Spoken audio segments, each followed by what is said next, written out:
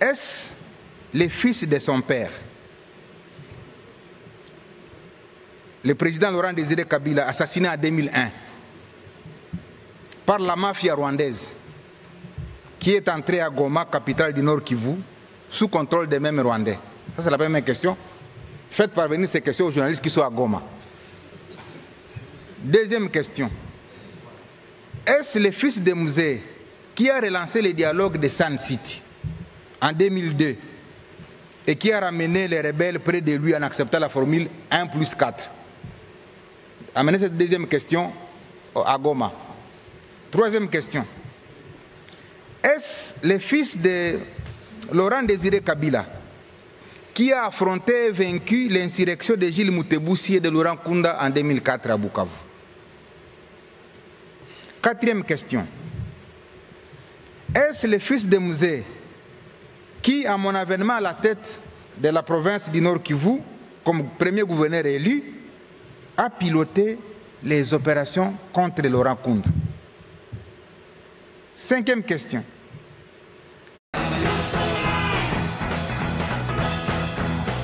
Costa, live your wonder.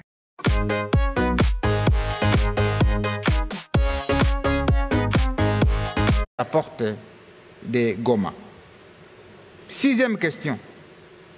Est-ce le fils de Musée qui, en janvier 2009, a demandé l'arrestation de Laurent Kunda par l'armée rwandaise et accepté l'arrivée de cette même armée au Nord Kivu à travers l'opération Umo Jawetu, je l'ai dit, du 25 janvier au 25 février 2009, et consécutivement, est-ce le fils de Musée qui avait demandé au président de l'Assemblée nationale de l'époque de démissionner parce qu'il n'était pas informé de l'entrée des troupes rwandaises?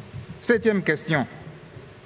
Est-ce le fils de Musée qui avait demandé à son ministre de signer les accords de paix le 23 mars 2009, lesquels accords sont à l'origine de la création du mouvement M23? Huitième question. Est-ce le fils de Musée qui a ordonné au général Etumba de concevoir l'opération Pomme Orange qui a mis fin au M23 le 5 novembre 2013, d'où mon arrivée le 6 novembre 2013? Neuvième question. Est-ce le fils de Musée qui a radié les officiers M23 de l'armée pour qu'ils se retrouvent aujourd'hui à leur côté pour sa sécurité? Dixième question que vous allez amener à Goma. Est-ce le fils de Musée qui, voulant rester au pouvoir, a inventé le terme glissement, mais finalement a accepté de céder le pouvoir en 2019, ouvrant ainsi le pays à ce qu'on a appelé la passation civilisée, la première alternance? Est-ce que vraiment c'est celui-là qui se retrouve à Goma?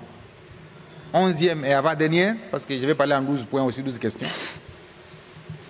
Est-ce le président honoraire qui a été salué à travers le monde pour son sens élevé des meilleurs élèves de la démocratie, malgré son jeune âge et son passé militaire, ce qui pouvait nourrir en lui l'ambition de se comporter comme ses voisins qui ont plus de 30 ans au pouvoir?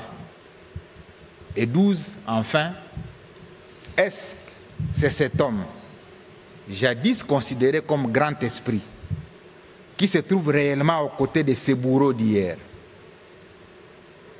les bourreaux de la population, qu'il a dirigé pendant 18 ans, avec plus de 5 millions de déplacés et de réfugiés victimes de la barbarie du M23? Est-ce encore lui qui a pleuré le colonel Mamadou? Est-ce encore lui qui a pleuré le général Baouma? Non. Est-ce encore lui qui se souvient qu'il y a eu 10 000 morts à Goma, qu'il y a eu 5 000 morts à Bukavu? Est-ce encore lui? Voilà les 12 questions que je